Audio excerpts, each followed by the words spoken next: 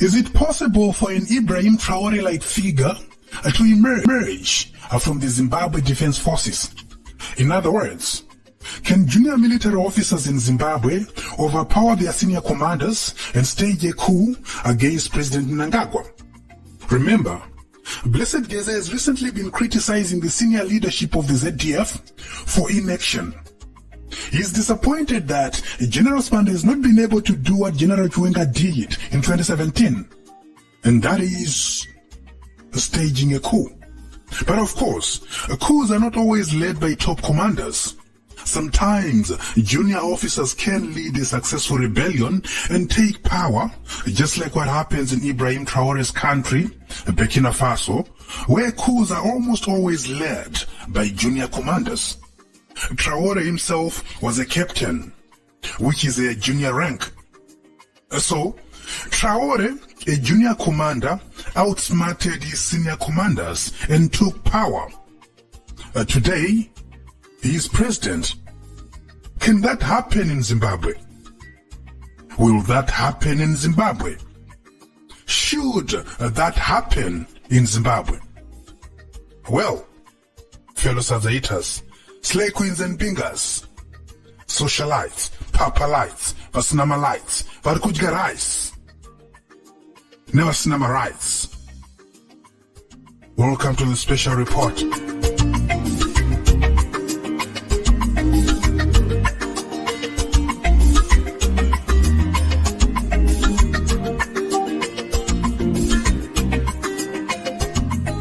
Now, remember, we are trying to answer the question of, is it possible for an Ibrahim Traore-like figure to emerge from the Zimbabwean military?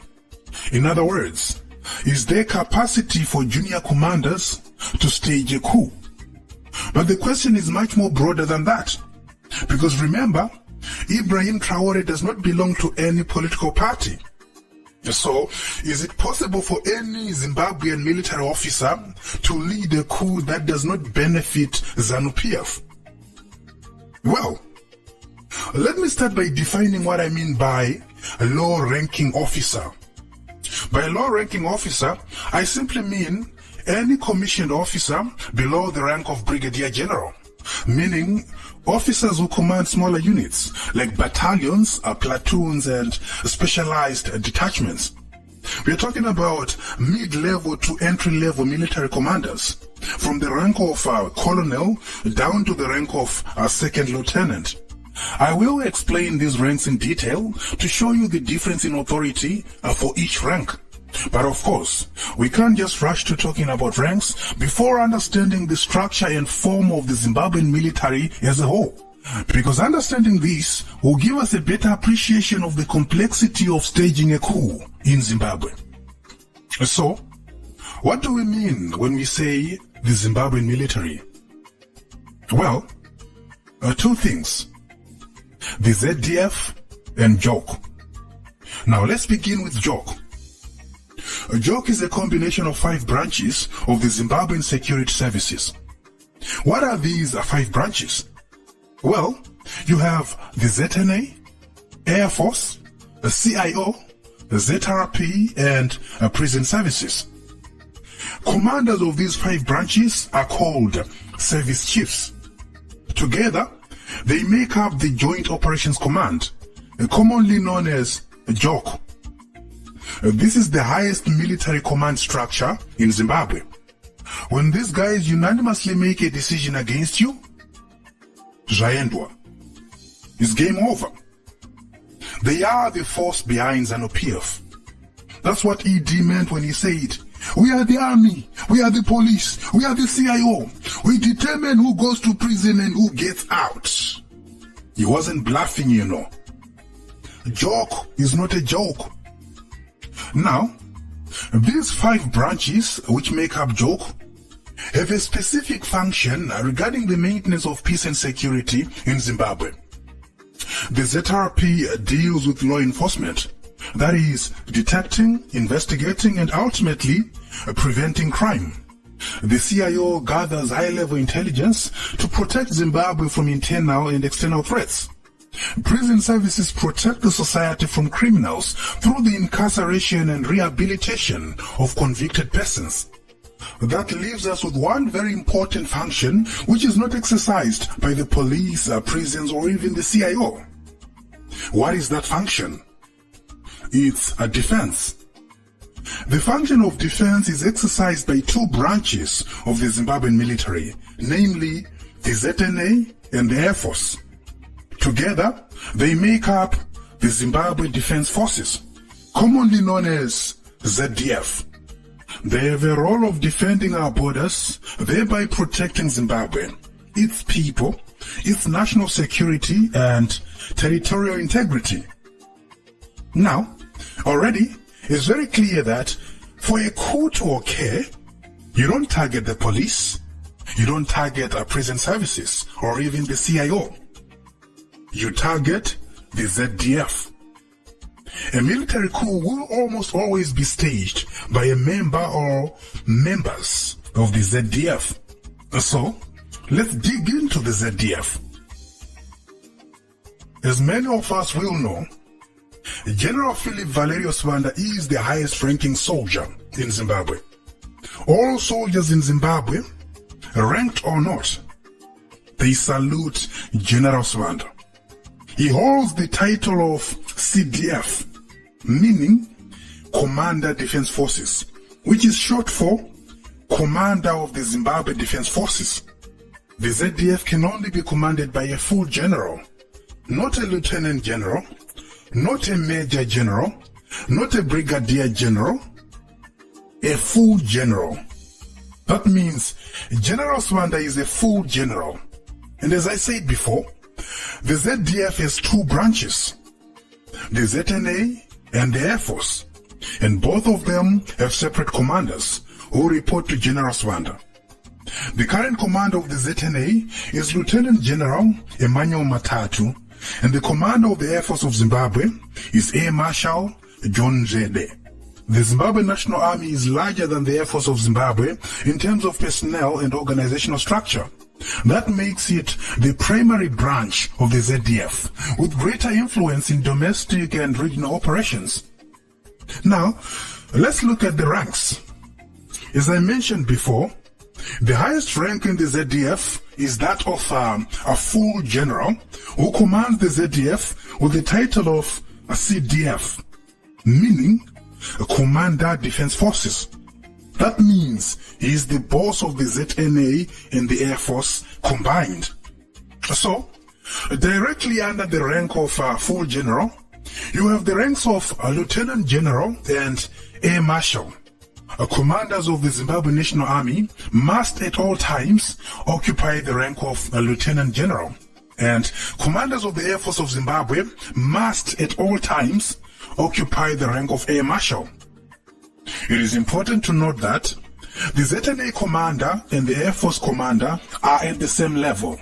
None of them has authority over the other, but of course, the ZNA commander has greater practical authority in most scenarios, especially regarding domestic stability or coup risks, because the ZNA is larger and more politically influential. Section 216 of the Zimbabwean Constitution says that a person who has served as commander of either the ZNA or the Air Force may be appointed to become commander of the Zimbabwe Defense Forces, but a person who has served as a commander of the Zimbabwe Defense Forces may not be appointed to command either the ZNA or the Air Force or any other security service. That means General Swanda can no longer command the ZNA, the Air Force, police, prisons, or even the CIO.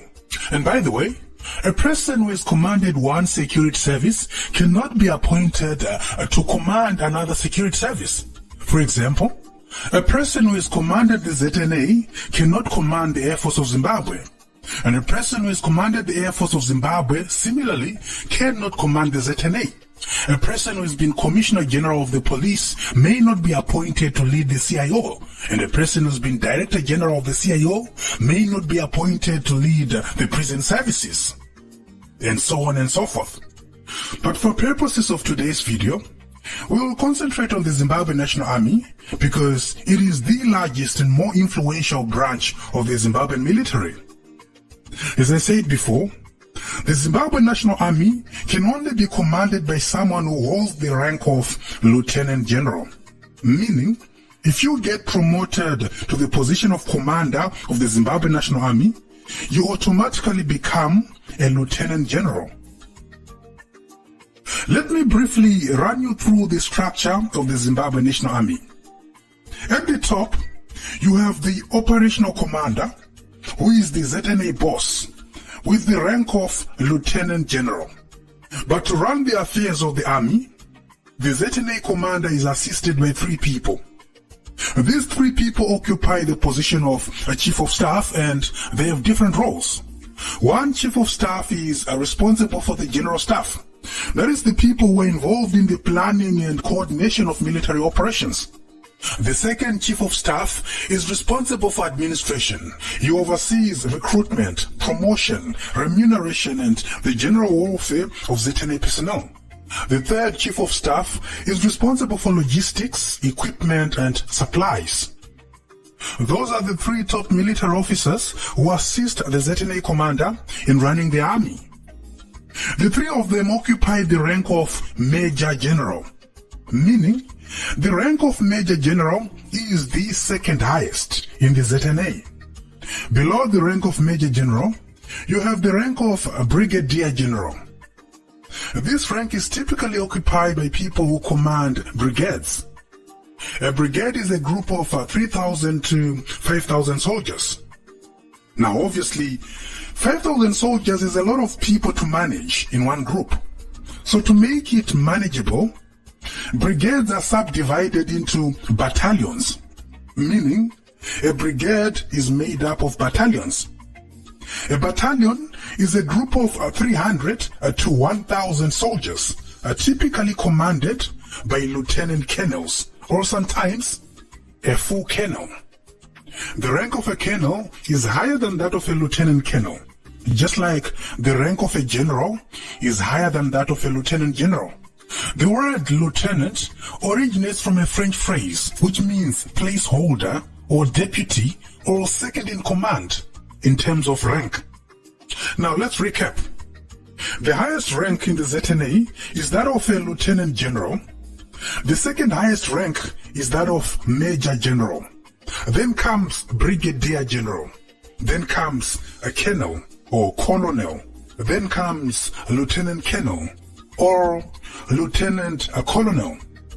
Under the rank of Lieutenant Colonel, there is the rank of Major. And it's Papa, even though I'm going deeper. Go deeper, Taffy. Focus, Taffy, focus. All right. Where were we? Where we were. Okay, Major. Yeah, Major. A Major is a mid-level staff officer who can act as a deputy battalion commander. Remember, battalions are typically commanded by colonels and lieutenant colonels. Majors generally command smaller units. They supervise and mentor junior officers and ensure effective coordination between enlisted personnel and higher command. Below the rank of Major, you have the rank of Captain, who commands a group of 100 to 200 soldiers. This is the rank that was held by Zimbabwean Traore when he staged the coup in 2022. In fact, Burkina Faso coups are almost always led by officers below the rank of a brigadier. Burkina Faso has had 9 successful coups. Out of these 9, 3 were led by captains. That is Thomas Sankara in 1983, Blaise Compaoré in 1987, and Zimbabwean Traore in 2022. Well, of course, Thomas Sankara's coup was led by Blaise Compaoré, but Sankara was the ideological and symbolic leader of that coup. Compaoré was the operational commander. But why are Burkina Faso coups almost always led by junior commanders? Well, in Burkina Faso, low-ranking officers lead coups, firstly because of a historical precedent. As I said before, Burkina Faso has a whole history of coups which are mostly led by junior commanders. You see, once a culture of coups develops in a country, it's very difficult to stop it. Burkina Faso is the capital of coups on the African continent. No other country in Africa has had more coups than Burkina Faso. So, it's a culture issue. It has become normal for the military to intervene in national politics. Soldiers are used to it, and civilians are also used to it. But over and above that, it's got something to do with the proximity of low-ranking commanders to the ordinary soldier. Captains command a small group of soldiers, typically nothing more than 200 soldiers. This obviously gives them a close relationship with their troops. So because of this, they often inspire more devotion from soldiers under them than the senior commanders. And given that they share the grievances and the suffering of the ordinary soldiers, who they lead on a daily basis, it's very easy for them to stir up a rebellion, especially in circumstances where the senior military leaders are disconnected from the reality on the ground. As you might know, there is an Islamic insurgency in Burkina Faso. 40% of Burkina Faso is under the control of rebels. That means Burkina Faso is at war. This war started in 2015. At the time, there was an elected president. His name was Kabore. Well, his name is Kabore because he's still alive. Kabore was removed in a coup in January 2022 because the military was frustrated with his inability to end the Islamic insurgency. But Kabore's removal from power later exposed the disconnect between the senior leadership and junior officers in the Burkina Faso military. This disconnect contributed to the September 2022 coup. You see, junior officers were frustrated by how the insurgency was being handled by the military government, which had taken power in January 2022. Ibrahim Traore himself was leading a unit in Kaya, the fifth largest city in Burkina Faso. He shared the grievances of soldiers under him. He felt their suffering. There was inadequate resources, delayed payments, and insufficient support from the senior military leadership. Soldiers on the ground became desperate, and desperate times called for desperate measures. Another coup was inevitable. That disconnect between the senior military leadership and the ordinary soldier on the ground made it easy for Traore to organize a rebellion. Now the question is, can this be replicated in Zimbabwe? Well, it's not impossible given the social, political, and economic hardship in Zimbabwe. Soldiers are underpaid and they are struggling to make ends meet. And there is a disconnect as well, because while the ordinary soldier is struggling to make ends meet, the top commanders are well paid and well taken care of, which is why they defend the system. Almost all the senior commanders have made political statements in defense of ZANU PF, maybe with the exception of General Swanda. They do so to protect their own interests. By the way, what do you think the 2017 coup was about? Why did the generals move against Mugabe? The answer is very simple. They were protecting their own interests. And ZANU PF is the only political vehicle which they trust to protect their interests. So when Robert Mugabe allowed the G40 to take over ZANU PF, he became a threat and he had to be removed along with the G40. That was the reason for the coup. It had nothing to do with the suffering of the ordinary soldier. It had nothing to do with the condition of service for ordinary soldiers. In fact, it is my submission that the current economic hardship is not enough to cause a revolt by ordinary soldiers. Yes, ordinary soldiers are struggling, but they are not suffering in isolation. They are not struggling in isolation. They are suffering along with ordinary civilians, and that has been the state of affairs in Zimbabwe for decades. Zimbabwean soldiers are used to their suffering, just like ordinary civilians are also used to their suffering. This is a conversation that Zimbabweans are not yet ready to have. We have been conditioned to accept our suffering. The easiest way to keep a man in bondage is to make that man believe that he was born to suffer.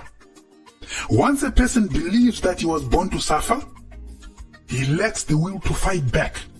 He gives up and gives in. That explains why citizens do nothing, no matter what ZANU PF does, no matter how cruel ZANU PF becomes. We have become indifferent to suffering, and we have a high tolerance for nonsense. The same applies to soldiers. Even the 2008 crisis, where money was worthless and grocery stores were empty, was not enough to cause a revolt in the military. It would take more than economic hardship for something to give. Remember what led to the rise of Zimbabwean Traore. His coup was driven by widespread dissatisfaction with the government's failure to address the Islamic insurgency, meaning there is an actual war in Burkina Faso, which has been raging since 2015. Soldiers in Burkina Faso are not just hungry, they are also dying because of bullets. So it's a double tragedy. In fact, it's a triple tragedy because their country is being overtaken by rebels. Zimbabwe, on the other hand, has no war. Yes, it faces economic and political challenges, but it lacks a comparable active insurgency to radicalize junior officers and galvanize them into action. The other issue is the ZANU-ZANLA relationship.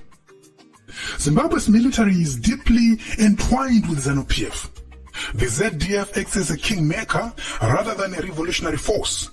It behaves like a military wing of ZANU PF. This is because everyone in the command element is a war vet of some sort. They are all united by their wartime suffering. That's why they call it Chinuchedu. So that means, if an Zimbabwean Traore-like figure is to emerge from the ZDF, it will probably have to be someone without liberation credentials. Someone who sees beyond ZANU PF and thinks beyond ZANU PF. Because keep in mind, Zimbabwean Traore does not belong to any political party. He did not lead a coup in order to hand over power to any existing political party like what Chiwenga did in 2017. But in leading his coup d'etat, Zimbabwean Traore had the benefit of a disjointed and fragmented military which is at war. That situation is not obtaining in Zimbabwe, and that's what makes it extremely hard for junior officers to even contemplate staging a coup. ED's tight control of the military and his unending reshuffling of position bearers, where even junior positions are not spared, is another deterrent. The lack of job security makes commanders across the board vulnerable and entirely dependent on Mnangagwa's benevolence rather than their own ability and expertise. In contrast, Zimbabwean Traore's rise was facilitated by a fragmented Burkina Faso military. The ZDF is not fragmented. It's tightly controlled. And that's what makes it hard for junior commanders to stage a coup. I'm not saying it's impossible. I'm simply saying it's improbable. Political analysis is not prophecy. I am not prophesying here. We're simply